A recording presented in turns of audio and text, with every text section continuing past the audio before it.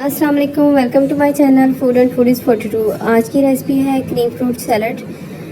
इसके लिए हमें मौसमी फल चाहिए, जो भी आपके पास हो, लेकिन आपने इसके लिए तुर्श फल नहीं लेने, मीठे फल लेने हैं। मैंने केला, सेब, अंगूर लिया है, साथ इसके खजूरें, कुछ बादाम और अनार ऐड किए हैं। आप चाहें तो इसमें किशमिश और पाइनएप्पल भी ऐड कर सकते हैं। सारे फल जो हैं वो मैंने काट लिए हैं। काटने के बाद इनको एक बाउल में ऐड कर दिया है। अब मैं चाट के लिए क्रीम बीट करूँगी। हाफ़ कप मैंने क्रीम ली है। ये तकरीबन 3 से 4 लोगों की सर्विंग के लिए बन रही है, तो हाफ़ कप बहुत है।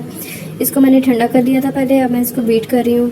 बीट इसलिए करना है कि अगर हम डायरेक्ट डाल देंगे तो वो थोड़ी पतली रहती है। बीट करने के बाद डालें तो फ्लफ़ी सा अच्छा टेस्ट आता है।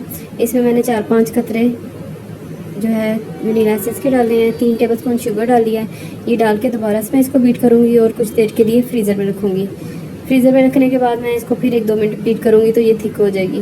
ये देखें आहिस्ता आहिस्ता थिक हो रही है और क्रीम की जो मिकदार है वो भी बढ़ रही है, फूल रही है। इस तरह करने से जो हमारी फ्रूट सैलड है वो बहुत ही फ्लफ़ी और मज़ेदार लगती है। क्रीम को बीट करने का सिर्फ 5 से 10 मिनट लगते हैं और इससे इसका टेक्स्चर चेंज हो जाता है। अब मैंने सारी क्रीम जो है इसके अंदर ऐड कर दी है, जो फ्रूट्स कटे हुए थे। इसमें मैंने नमक ऐड नहीं किया। नमक ऐड करने से फ्रूट्स जो हैं वो अपना पानी छोड़ देते हैं और ये बिल्कुल पतली हो जाती है और नमक इसके अंदर अच्छा भी नहीं लगता। आप इसको सिर्फ वनीला के टेस्ट के साथ खाएं, ये बहुत अच्छी लगेगी। मैंने थोड़ी सी चीज़ें बचा ली थी जो सारी इसके ऊपर गार्निश कर दी हैं। ये देखिए बहुत ही खूबसूरत भी लग रहा है और 4 से 5 लोगों के लिए ये तैयार है।